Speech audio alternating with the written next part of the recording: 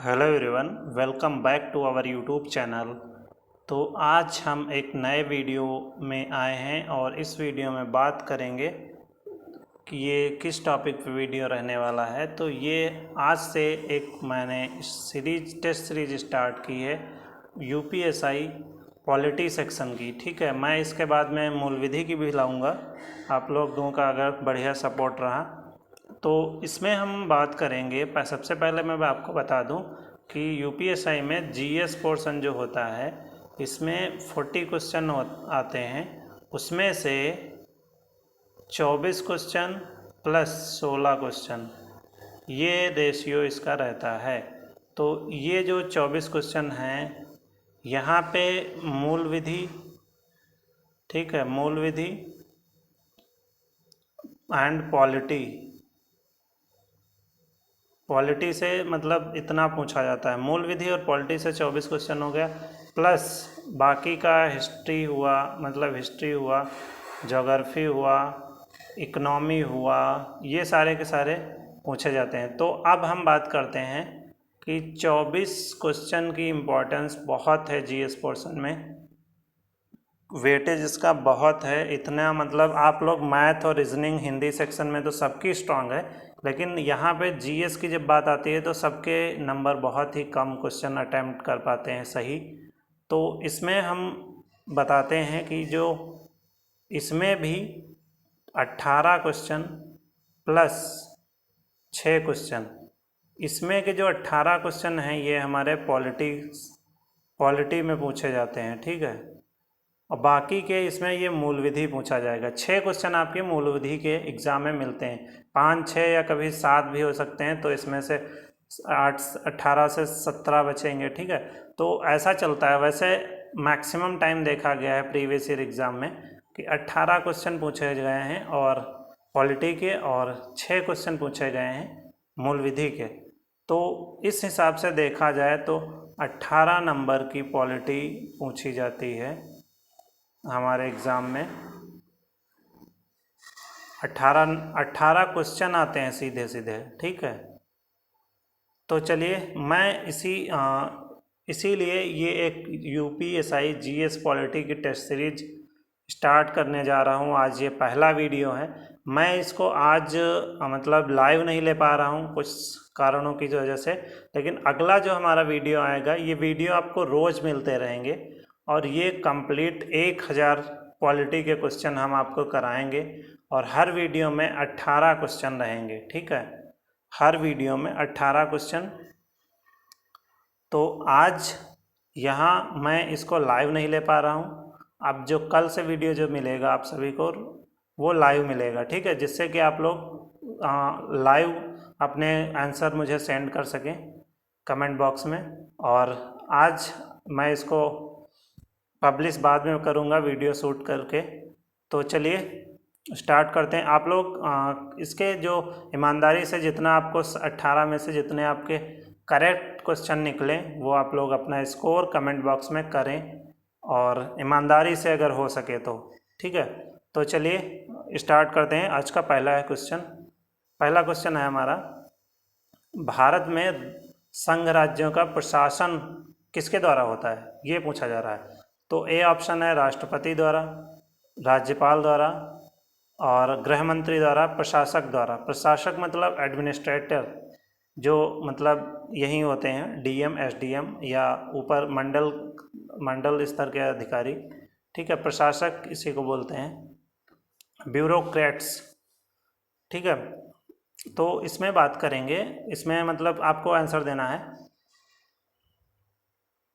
तो मैं इसका आंसर अब सही आंसर दे रहा हूँ। इसका आंसर राष्ट्रपति द्वारा। राष्ट्रपति संघ राज्यों का डायरेक्ट मतलब प्रशासक होता है। ठीक है, उसके हाथों में पूरी की पूरी शक्ति, मतलब संघ राज्य का मतलब समझते हो, केंद्र शासित प्रदेश। ठीक है, जैसे कि अभी जम्मू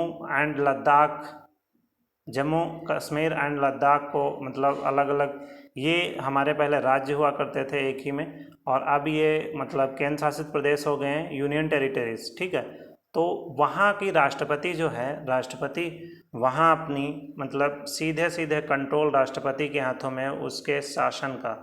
ठीक है, केंद्र शासित प्रदेशों का शासन सीधे राष्ट्रपति के कंट्रोल में होता है। ठीक है, राष्ट्रपति अपनी मर्जी से वहाँ उपराज्यपाल नियुक्त करता है और वो उसको उपराज्यपाल जो है वो उसको रिपोर्ट देता रहता है राष्ट्रपति को।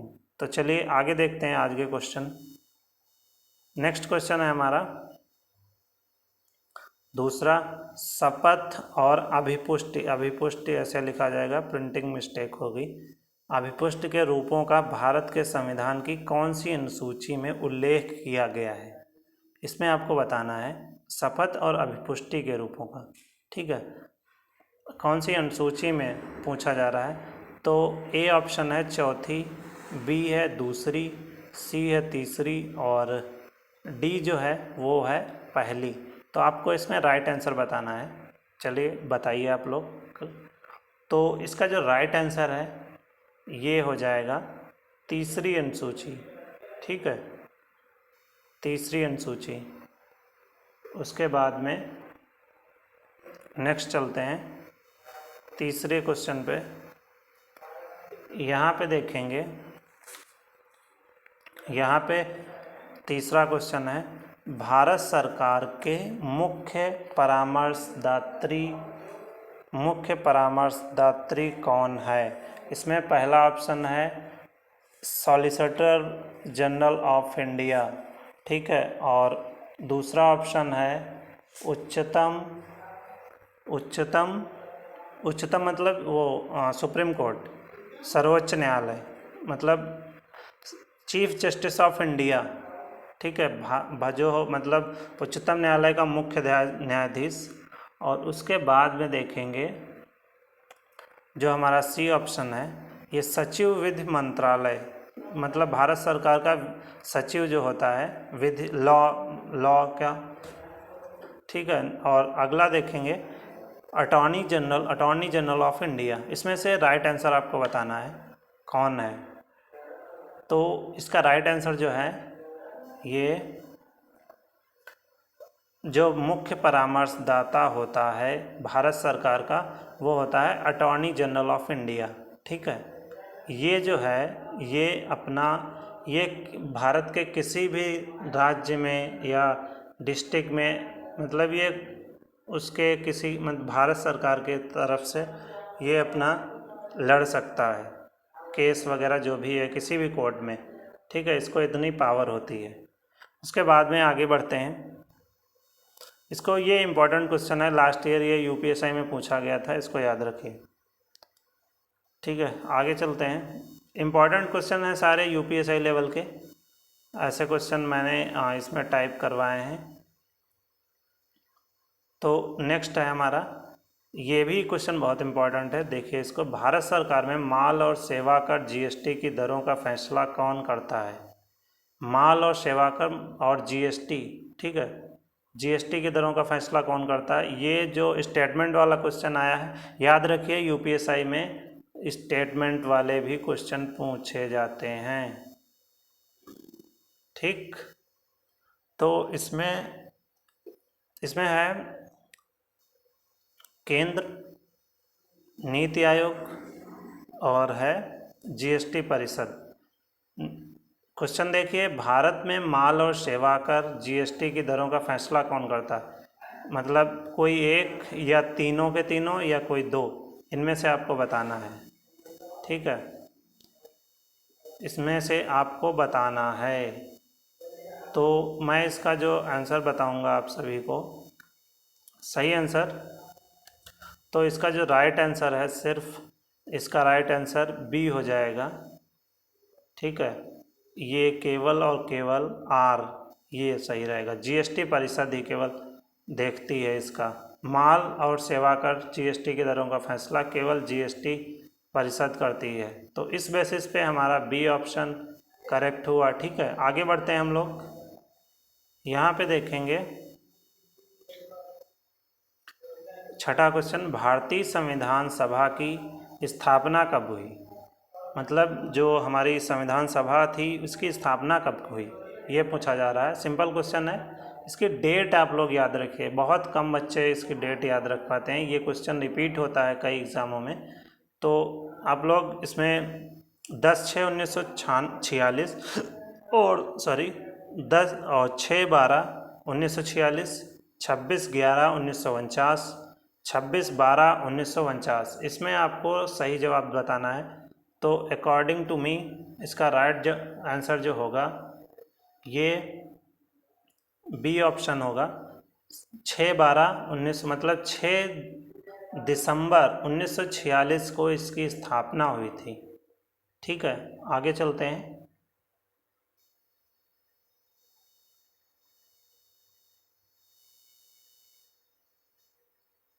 सातवां क्वेश्चन, निम्न में से किस संघ राज्य क्षेत्रों में विधानसभा है? इसमें पूछा जा रहा है मतलब केंद्र शासित प्रदेश वो ऐसा कौन है जिसमें विधानसभा भी है। तो पहला ऑप्शन है अंडमान और निकोबार, दूसरा है दमन और दीव, तीसरा है चंडीगढ़ और डी है पुडुचेरी। तो इसका आपको सही जवाब बताना है। तो इसका सही जवाब है हमारा पुडुचेरी। ठीक है, पुडुचेरी ये हमारा सही जवाब है। बाकी सब में तीनों में विधानसभा नहीं है। ठीक है, आगे बढ़ते हैं हम लोग नेक्स्ट क्वेश्चन की तरफ। 8, क्वेश्चन नंबर 8, भारतीय संविधान में मौलिक कर्तव्यों को सम्मिलित किया गया था। कब सम्मिलित किया गया था मतलब किस संविधान संशोधन द्वारा सम्मिलित किया गया, ये पूछा जा रहा है। मौलिक कर्तव्य हमारे जो फंडामेंटल राइट्स होते हैं। ठीक है, तो चलिए देखते हैं। पहला ऑप्शन इसमें दे रखा है 40वें संविधान संशोधन द्वारा, 42वें संविधान संशोधन द्वारा, 43वें संविधान संशोधन द्वारा। अगला एक ऑप्शन है यहाँ पे 44वें संविधान संशोधन द्वारा। ठीक है, तो इसमें आपको सही जवाब बताना है, बताइएगा। तो इसका जो राइट आंसर है बी ऑप्शन हो जाएगा। 42वें संविधान संशोधन द्वारा हमारे जो भारतीय संविधान में मौलिक कर्तव्यों को सम्मिलित किया गया था। ठीक है, इम्पॉर्टेंट क्वेश्चन है, ये भी पूछा गया है लास्ट ईयर मतलब लास्ट जब एग्ज़ाम हुआ था यूपीएससी का। आगे बढ़ते हैं हम लोग नेक्स्ट क्वेश्चन 9, अंतर्राष्ट्रीय न्यायालय में न्यायाधीशों की संख्या कितनी है? ये क्वेश्चन वैसे यूपीएससी में पूछा नहीं गया है, बट ये अभी रिसेंटली जेल वार्डन के एग्ज़ाम में पूछा गया था, यूपीपी जेल वार्डन एग्ज़ाम में। ठीक है, मतलब इससे 2-3 क्वेश्चन बन के आए थे, मैंने पेपर इसका देखा था तो इस वहीं से ये क्वेश्चन मैंने उठाया। ये मैं जो क्वेश्चन ला रहा हूँ ये रिसेंटली एग्ज़ाम्स में पूछे गए हैं और ये यूपीएससी लेवल के क्वेश्चन बाकी के हैं। ठीक है, ये क्वेश्चन मुझे इम्पोर्टेंट लगा इसलिए मैंने इसको यहाँ पे रखा। ठीक है, मैक्सिमम बच्चों को ये नहीं पता है अंतर्राष्ट्रीय न्यायालय के बारे में। तो इसमें जो पहला ऑप्शन है 11, दूसरा है 12 और तीसरा है 18 और डी ऑप्शन हमारा है 7। तो इसमें पूछा है अंतर्राष्ट्रीय इंटरनेशनल न्यायालयों में न्यायाधीशों की संख्या कितनी, ये बताना है। ठीक है, तो इसका जो आंसर हो जाएगा सही आंसर तो 15 मतलब इसमें न्यायालयों में न्यायाधीशों की संख्या है 15।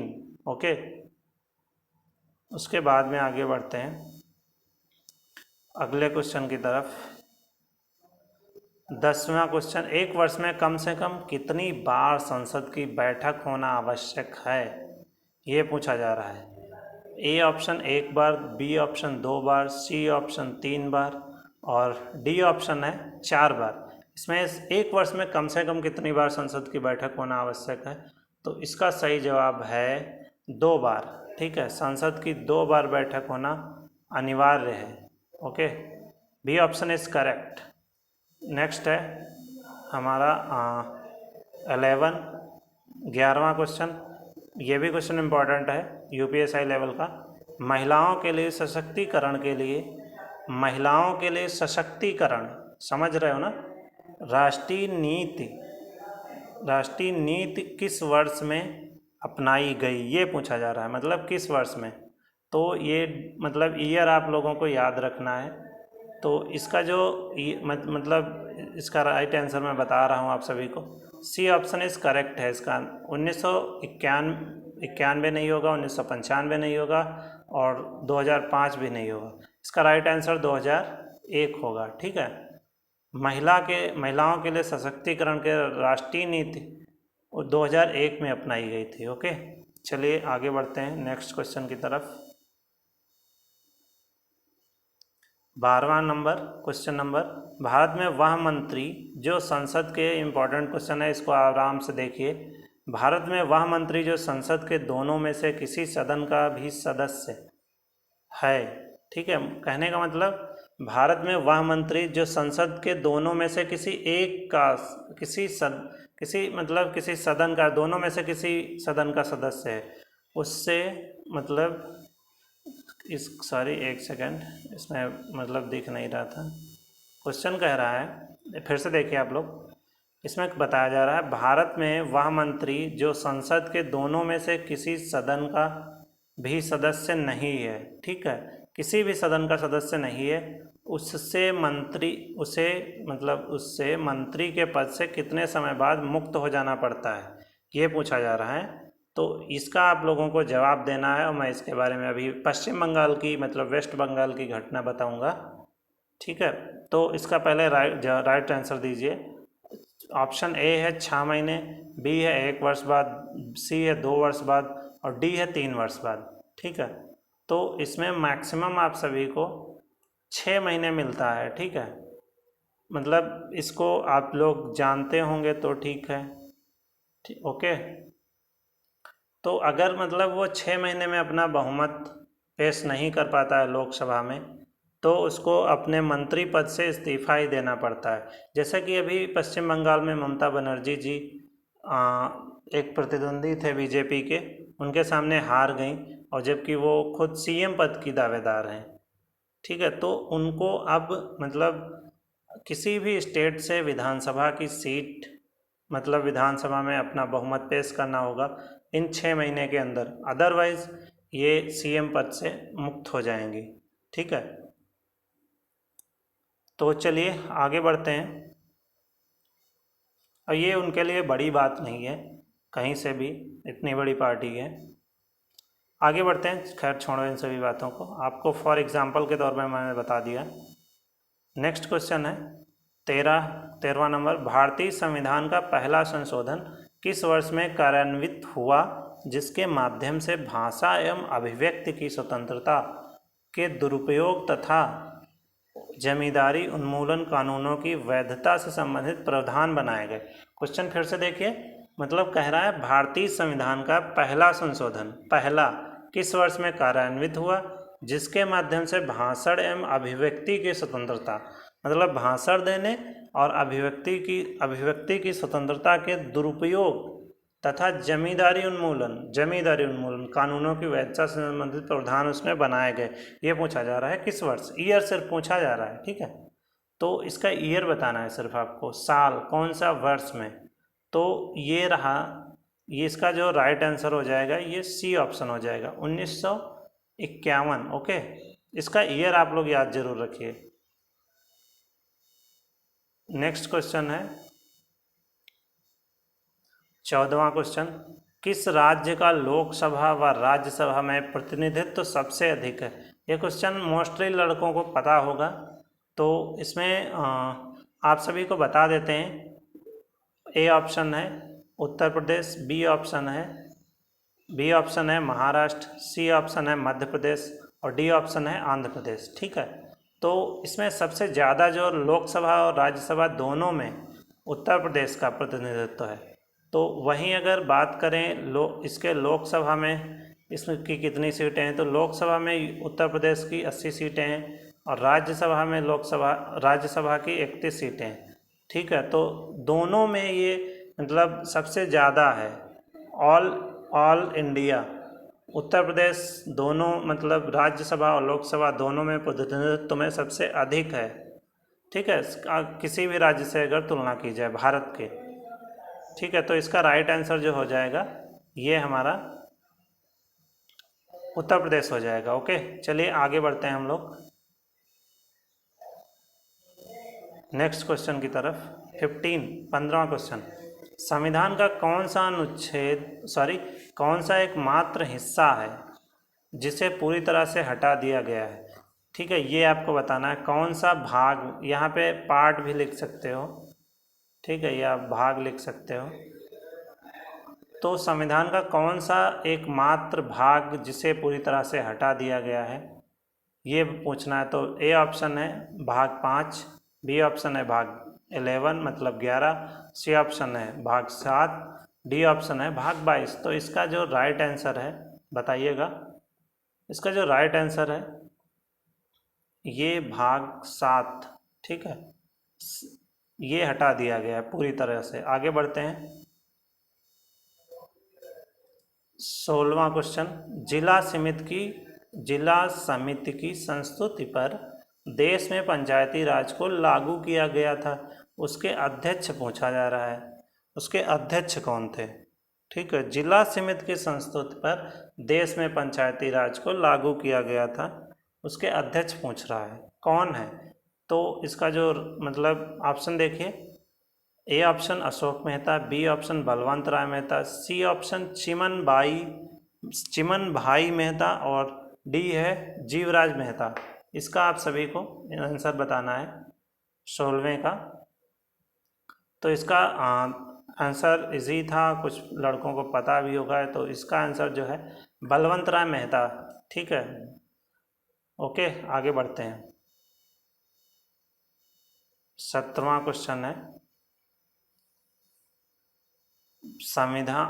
सर्वोच्च मतलब सुप्रीम कोर्ट के न्यायाधीशों के वेतन और भत्ते किसे प्रभावित किए जाते हैं, ये पूछा जा रहा है।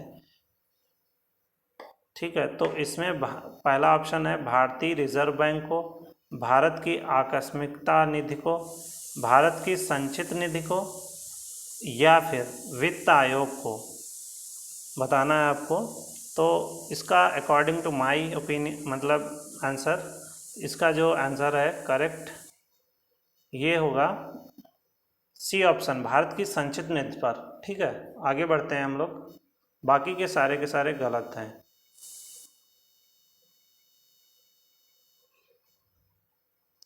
18वां क्वेश्चन, विधानसभा में किसी दल के, ये लास्ट क्वेश्चन है आज का, ठीक है, विधानसभा में किसी दल के निर्वाचित सदस्यों के दल बदल पर निम्नलिखित में से किसने प्रतिबंध लगाया, ये पूछा जा रहा है।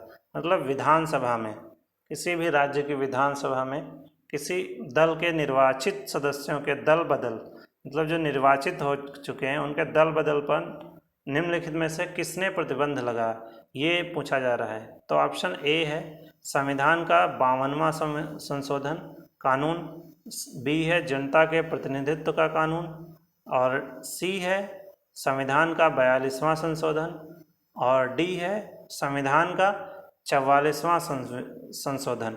तो इसमें से आप सभी को करेक्ट आंसर बताना है। तो मैं इसको मतलब ये राइट आंसर मैं बता रहा हूँ, इसका राइट आंसर ए है संविधान का 52वां संविधान संशोधन, इसके मतलब दल बदल पर प्रतिबंध लगाया। ठीक है, तो आज के लिए इतना ही, ठीक है, और थैंक यू। ठीक है, आपको ये टेस्ट सीरीज कैसी लगी आप लोग कमेंट बॉक्स में ज़रूर बताइए, जिससे कि हम आगे इससे थोड़ा अच्छा लेवल लेकर आ सकें आप सभी के लिए। ठीक है, और एग्ज़ाम इसका बहुत जल्द हो जाएगा क्योंकि भर्ती बोर्ड अंदर प्रक्रिया सारी एग्ज़ाम की तैयार कर चुका है। इस पर मैं एक वीडियो लाऊंगा, मुझे खबर मिली है। ठीक है, मॉर्निंग में ये एक वीडियो इस पर बनाएंगे हम, मतलब क्या भर्ती बोर्ड में क्या प्रक्रिया चल रही है। तो चलिए, आज की ये टेस्ट सीरीज कैसी लगी आप लोग इस कमेंट बॉक्स में बताइएगा ज़रूर, और अपना स्कोर आपने कितना किया इन 18 क्वेश्चन में। ठीक है, तो चलिए आज के लिए इतना ही, और चैनल पे अगर कोई नया हो तो चैनल को सब्सक्राइब कर दे और लाइक, ठीक है, ये सब करें जिससे कि हमारे वीडियो की नोटिफिकेशन सबसे पहले आप तक पहुंचे। और मैं ये मूल विधि की भी टेस्ट सीरीज शुरू करने वाला हूं बहुत जल्द, क्योंकि एग्ज़ाम में अब टाइम नहीं बचा है। आप लोगों की तैयारी हो गई है तो ज़्यादा से ज़्यादा क्विज़ अटैम्प्ट करिए, और ये जो मैं लेवल ला रहा हूँ UPSI का, इसको भी देखिए। चलिए चलते हैं, आज के लिए इतना ही। Bye bye, take care, love you all.